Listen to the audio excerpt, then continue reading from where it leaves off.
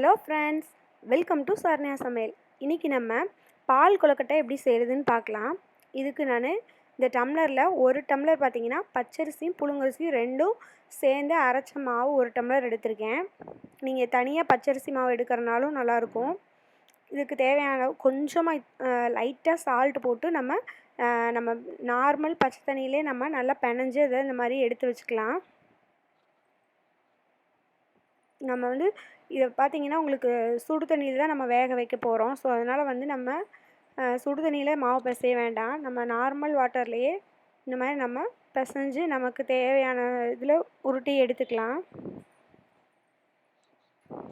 இப்போ பாருங்கள், நான் நல்லா ரவுண்ட் ஷேப்லேயும் உருட்டுறேன். இந்த மாதிரி நீளமாகவும் உருட்டிக்கங்க. கொஞ்சம் நல்லா பார்த்திங்கன்னா பால் கொழுக்கட்டை சின்ன சின்னதாக உருட்டணும் அப்படின்னா நல்லா டேஸ்ட்டாக இருக்கும். நான் இப்போ கொஞ்சம் பெருசாக தான் போடுறேன். நீங்கள் உங்களுக்கு டைம் இருந்தால் இன்னும் கொஞ்சம் சின்ன சின்னதாக உருட்டிக்கோங்க, நல்லாயிருக்கும். இப்போ பாருங்கள், நான் இந்த மாதிரி நல்லா உருட்டி எடுத்து வச்சுட்டேன். இப்போ இதுக்கு நம்ம தேவையான அளவு தண்ணி ஊற்றி அதை நல்லா கொதிக்க வச்சிடலாம். தண்ணி அதுக்குள்ளே நம்ம இந்த அளவுக்கு தேங்காயும் ஒரு 3 ஏலக்காவும் சேர்த்து நல்லா அரைச்சிடலாம். நம்ம நல்லா தண்ணி விட்டே நல்லா பேஸ்ட்டாக அரைச்சி எடுத்துக்கலாம். இதை நம்ம வெறும் பச்சரிசி மாவில் செஞ்சோன்னா கொஞ்சம் ஹார்டாக இருக்கும். இந்த மாதிரி 2 மாவு சேர்ந்து கலந்து அரைச்சி வச்சுக்கிட்டோம் அப்படின்னா கொஞ்சம் நல்லா இடியாப்பம் எல்லாத்துக்குமே நல்லா சாஃப்டாக இருக்கும்.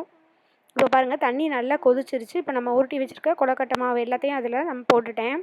இப்போ நம்ம மாவு உள்ளே போட்ட உடனே பார்த்திங்கன்னா கரண்டி போட்டு நம்ம கிண்டக்கூடாது. அது கொஞ்சம் நல்லா இந்த மாதிரி பார்த்திங்கன்னா நல்லா நுரைச்சி வருது பாருங்கள். இந்த மாதிரி வர்ற ஸ்டேஜில் பார்த்திங்கன்னா அதுவே கொழுக்கட்டை நல்லா வெந்து மேலே தெரியும் உங்களுக்கு. அதுக்கப்புறமா நம்ம கரண்டியை வச்சு இங்கே பாருங்கள், இப்போ நம்ம கரண்டியை வச்சு நல்லா எடுத்து பார்த்தோம் அப்படின்னா எல்லா கொழுக்கட்டையும் பாருங்கள் தனித்தனியாக வெந்து நல்லா தெரியும். இப்போ பாருங்கள், கொழுக்கட்டையில் இப்போ நல்லா வெந்துருச்சு. சிம்லே வச்சு நம்ம இன்னொரு 10 நிமிஷம் நல்லா வேக வச்சிடலாம். இப்போ நல்லா வெந்துருச்சு. நான் இந்த அளவுக்கு மாவு எடுத்து வச்சுருந்தேன். அந்த மாவு எதுக்கு எடுத்து வச்சுருந்தேன் அப்படின்னா பார்த்திங்கன்னா நமக்கு நல்ல திக்னஸ் கிடைக்கும் அதை கரைச்சதோடு சேர்த்தோம் அப்படின்னா. அதனால நீங்கள் பார்த்திங்கன்னா ஒரு லெமன் சைஸ்க்கு மாவை தனியாக எடுத்து வச்சுருங்க. அதுக்கப்புறமா கொழுக்கட்டை நல்லா வெந்த பிறகு அந்த தண்ணியில் கரைச்சி அதோடு சேர்த்துருங்க. இப்போ நான் அந்த ஒரு டம்ளருக்கு பார்த்திங்கன்னா இந்த அளவுக்கு நான் வெல்லம் எடுத்திருக்கேன். 1 ஸ்பூன் நெய் சேர்த்துருக்கேன். ஸ்வீட் இந்த மாதிரி சேர்த்துக்கலாம். அதிகமாகவும் சேர்த்துக்கங்க, இல்லை உங்களுக்கு அதிகமாக இருக்குது அப்படின்னா இன்னும் கொஞ்சம் குறைச்சும் சேர்த்துக்கலாம். இப்போ நான் தேங்காயும் ஏலக்காவும் அரைச்சி வச்சுருந்தோம் இல்லையா, அந்த பேஸ்ட்டையும் இதோட சேர்த்துக்கலாம். இந்த கொழுக்கட்டை பார்த்திங்கன்னா ரொம்ப டேஸ்ட்டாக இருக்கும். பால் கொழுக்கட்டை சூடாக சாப்பிட்டா ரொம்ப நல்லது. நம்ம பருத்தி பால் பார்த்திங்கன்னா குடிப்போம். ஸோ அதே டேஸ்ட்லேயே தான் இருக்கும் இதுவுமே பார்த்திங்கன்னா.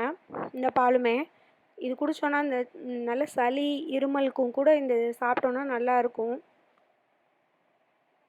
இது உங்களுக்கு தேங்காய் பால் மோஸ்ட்லி உங்களுக்கு ரொம்ப நல்லது. ஸோ அதனால் குழந்தைங்களுக்கு பார்த்திங்கன்னா இந்த மாதிரி செஞ்சு கொடுத்திங்கன்னா ரொம்ப விருப்பமாக சாப்பிடுவாங்க ஈவினிங் ஸ்கூல் விட்டு வர டயத்துலலாம். இப்போ பாருங்கள், சூப்பராக ரெடி ஆயிடுச்சு. இது மிச்சம் இருந்தால் நீங்கள் பார்த்திங்கன்னா எடுத்து வச்சுட்டு உங்களுக்கு தேவையானப்போ கூட மறுநாள் காலையில் ஒரு நாள் தான் வச்சு சாப்பிட முடியும். சூடு பண்ணி கூட காலையில் எடுத்து சாப்பிட்டுக்கலாம். நைட்டு செஞ்சீங்க அப்படின்னா ஃப்ரிட்ஜில் வச்சு காலையில் எடுத்து சூடு பண்ணியும் கூட சாப்பிட்லாம். நல்லா டேஸ்ட்டாக இருக்கும். குழந்தைங்களுக்கு எல்லாத்துக்குமே கண்டிப்பாக செய்து கொடுங்க. இது எப்படி இருக்குதுன்னு செஞ்சு பார்த்துட்டு எனக்கு கமெண்ட் சொல்லுங்கள். இந்த வீடியோ உங்களுக்கு பிடிச்சிருந்தா லைக் பண்ணுங்கள், ஷேர் பண்ணுங்கள், மறக்காமல் சப்ஸ்கிரைப் பண்ணுங்கள். Make it simple, feel the taste.